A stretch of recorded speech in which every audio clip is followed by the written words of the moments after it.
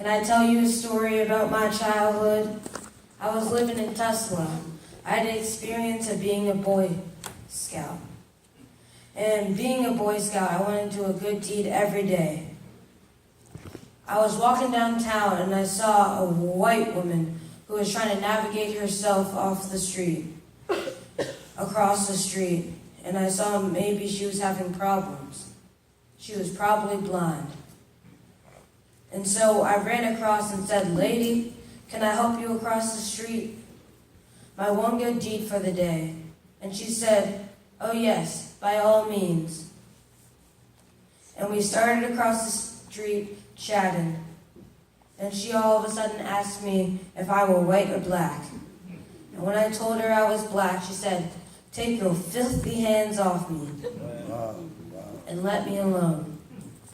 And in the middle of the street, the only thing I could do was take my hands off her and let her struggle her way across the street, through the traffic and without my guidance. I said that if she prefers to run the risk of being injured to having my arm assist her across the street, then that was a strange kind of reaction for any human being to have. So in my notion of race was further shaped.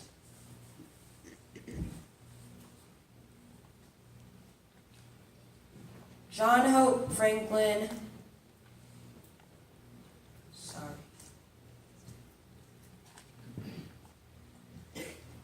John Hope Franklin was born in Rentisville, Oklahoma on January 2nd, 1915.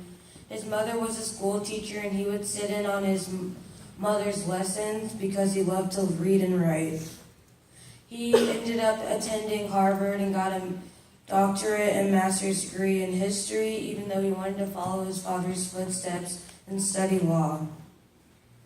He wrote many novels, one including From Slavery to Freedom, A History of African Americans, with many other titles to come. He was also a teacher who taught at Alma Mater Fisk and went on to have many other faculty positions at numerous institutions.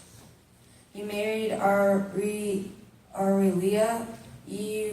Whittington and has one son with her. He died on March 25, 2009. As a journalist, one of Dr. Franklin's famous books is From Slavery to Freedom, A History of African Americans. The book sold to millions and was a creation of African American discipline. Franklin has maintained that he is a historian of the South and not just race. He has wrote many other books like The Militant South, 1800 to 1806, and Runaway Slaves, Rebels on the Plantation. He has also co-wrote, and in 2005 he wrote his autobiography called Mirror to America. As a teacher, John Hope Franklin taught at New York University, Howard University, Harvard, Cambridge University, and Duke University Law School. He was the first African American to become chair of Brooklyn College's history department in 1956, making him the first black scholar to be appointed head of a department of a school with a majority of white people. As a civil rights activist, Dr. Franklin has been part of the civil rights movement as well as the voting rights march that started in Selma, Alabama. Although he separates his work from his activism, he has worked with huge cases like Lyman Johnson versus the University of Kentucky and Brown versus the Board of Education. Amen. John Hope Franklin's later years. He has received the Presidential Medal for Freedom from Bill Clinton in 1995 for his more than 100 honorable degrees and accolades. He became a professor in Duke, North Carolina in his older age. There he got a building dedicated to him in his honor of his work.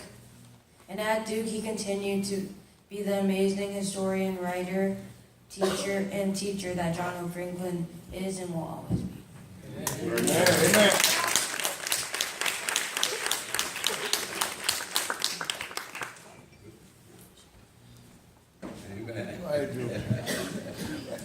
Amen. Madden C.J. Walker was born in Sarah Breedlove on December 23, 1867, in Delta, Louisiana. She was one of the 6 children. She was the first child in her family to be born after slavery ended. Her parents both died by the time she was 7 years old. At age 10, she began working doing domestic work. She married at 14 and had 1 daughter. Her husband died when her daughter was 2 years old, and she had to find a way to support her family. She moved to find a better life for them. She moved to St. Louis, Missouri. She sang at a local church. There was her dream to become an educated. Madam Walker suffered from baldness and skull issues. She learned about hair care from one of her brothers who was a barber. She found a job selling hair care products and allowed her to learn the business. Miss Walker made her fortune by developing and marketing a line of beauty hair products for Black women through her own manufacturing company. She was the first self-made millionaire in America. All Black little girls and women owe thanks to Madam Walker, who did not give up on her dreams. And today we played a part of making us all beautiful. She died May 25th, 1919, at the age of 51.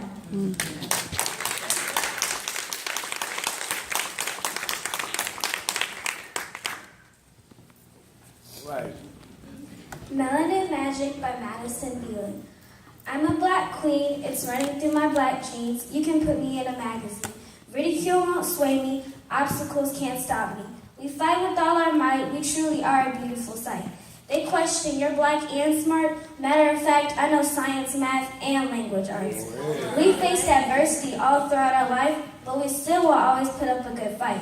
From the time my ancestors came and were sold off as slaves, worked and worked, couldn't even learn to read books, but they always had a positive outlook. They see my mistakes as defeat, they now see me as weak. They consider my success accidental and don't realize the hidden potential.